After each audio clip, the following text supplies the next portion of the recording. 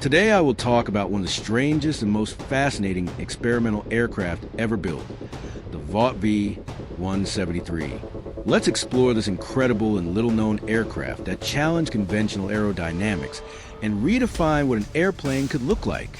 Don't forget to subscribe and welcome on board. The Vought V-173 is one of those aircraft that looks as if it flew straight out of a science fiction comic.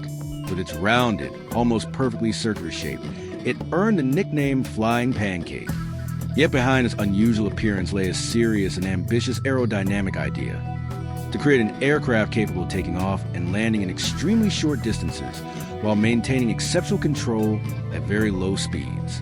The project emerged in the early 1940s, during the height of World War II, when the ability to operate aircraft from improvised airstrips and aircraft carriers was crucial.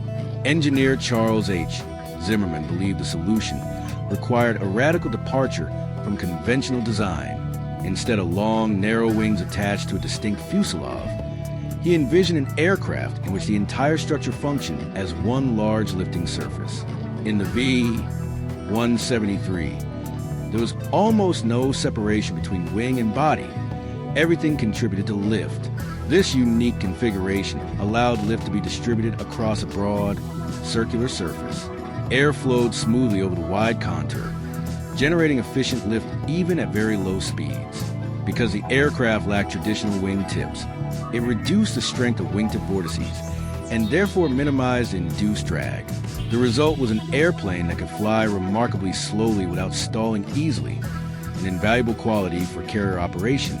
Its propulsion system was just as distinctive. The V-173 used two engines mounted internally, each driving a large propeller position at the front of the aircraft.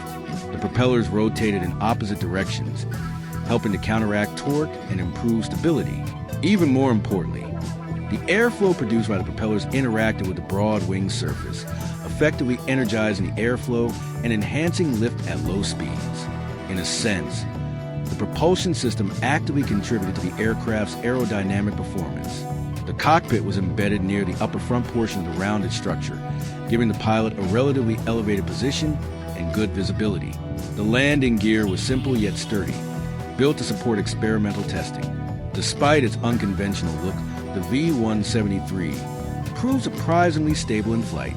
Test pilots described it as docile and predictable, especially during slow-speed maneuvers. When it made its first flight in 1942, observers were astonished to see the strange pancake lift off the runway. What seemed at first like an eccentric experiment quickly demonstrated real aerodynamic promise. The aircraft showed impressive short takeoff capability and maintained excellent control close to the ground. At speeds that would challenge many conventional airplanes, the V-173 remained steady and manageable. However, it was not without limitations. Its maximum speed was modest, largely due to the relatively low-powered engines installed in the prototype.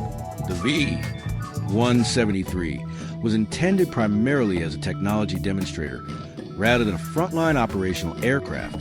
Nevertheless, its successful testing paved the way for a more ambitious follow-up project, the XF5U, which aimed to apply the same circular lifting body concept with far more powerful engines and combat capabilities. The V-173 also foreshadowed modern discussions about aerodynamic efficiency and integrated airframe design. Its layout resembled what is now known as a blended wing body configuration, where fuselage and wings merge into a single lifting structure. Although the technology of the 1940s limited how far the concept could be pushed, the underlying philosophy remains relevant in contemporary aerospace research. Structurally, the aircraft presented unique challenges. Loads were distributed differently compared to conventional airplanes, requiring carefully engineered internal reinforcements to maintain rigidity without adding excessive weight. For engineers of the era, this represented a significant technical hurdle. Ultimately, rapid advancements in jet propulsion after the war shifted attention away from experimental propeller-driven concepts. Jet fighters soon dominated military aviation, and unconventional piston-powered projects lost priority. As a result, the V-173 never entered mass production and remained an experimental chapter in aviation history. Today, the V-173 is remembered not merely for its unusual shape, but for its bold vision. It stands as a reminder that innovation often demands a willingness to question established norms. In a time defined by urgency and technological competition, the Flying Pancake proved that even the strangest ideas can be grounded in solid engineering principles.